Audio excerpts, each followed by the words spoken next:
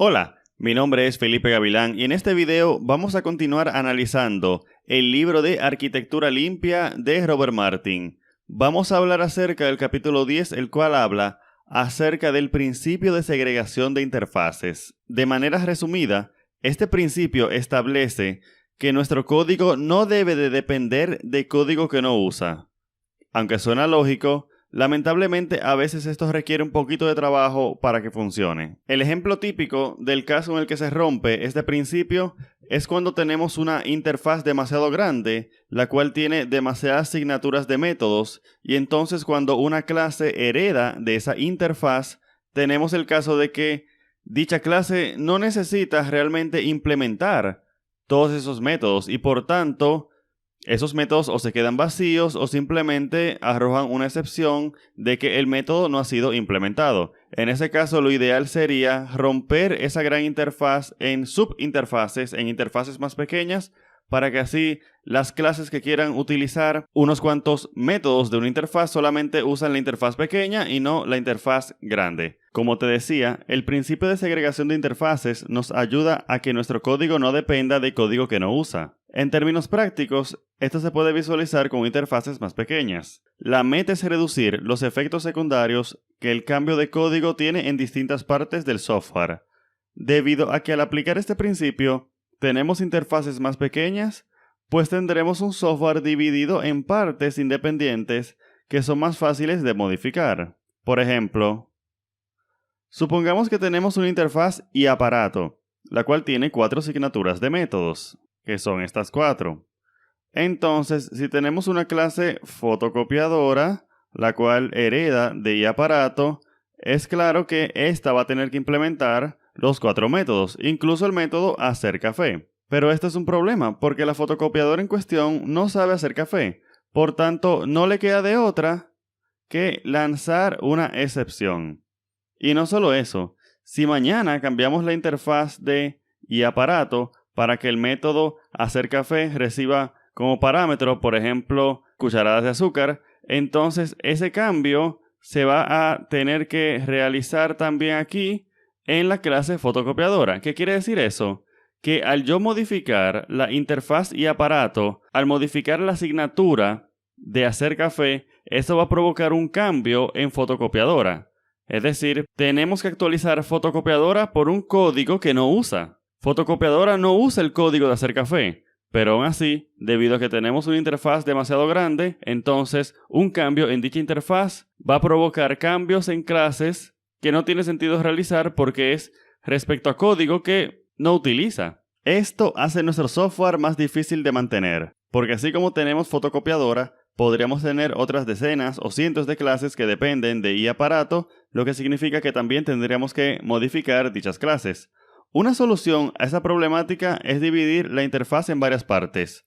Vamos a ver esto. Vamos a venir para acá y vamos a ver que ahora en vez de iAparato yo tengo iFotocopiadora, la cual simplemente expone estas dos asignaturas de métodos, fotocopiar a color y fotocopiar en blanco y negro. También tenemos iScanner y también tenemos iCafetera.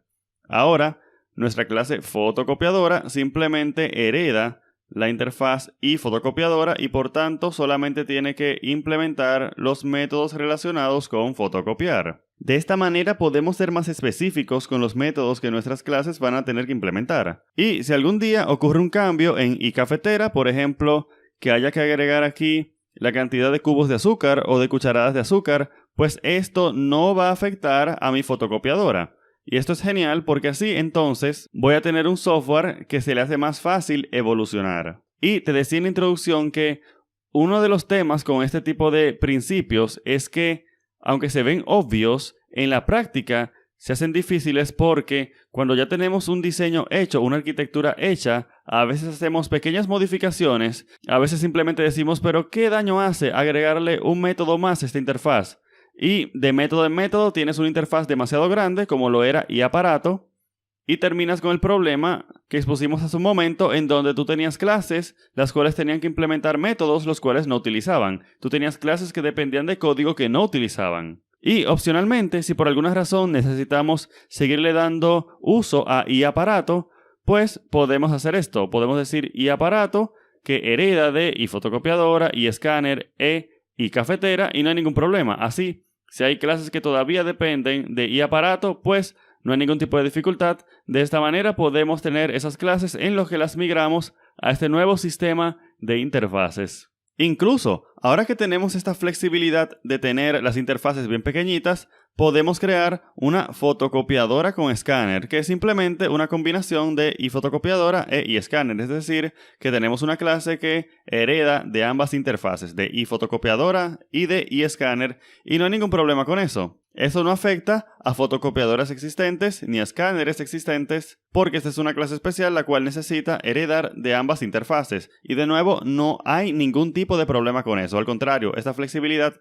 me permite entonces combinar interfaces cuando yo entienda que es necesario. Así que, como pudimos ver, el principio de segregación de interfaces nos permite tener un código que no depende de código que no necesita mediante el mecanismo de tener interfaces más pequeñas. Porque, de lo contrario, si tú tienes una interfaz demasiado grande, entonces eso va a provocar que las clases que hereden de dicha interfaz van a tener que implementar métodos que no utilizan. Y luego en el futuro, si tú cambias la interfaz, esa interfaz grande, eso va a provocar que tú tengas que recompilar, actualizar todas las clases que heredan de dicha interfaz. Y lo peor es cuando un cambio que no tiene que ver con una cosa afecta a dicha cosa.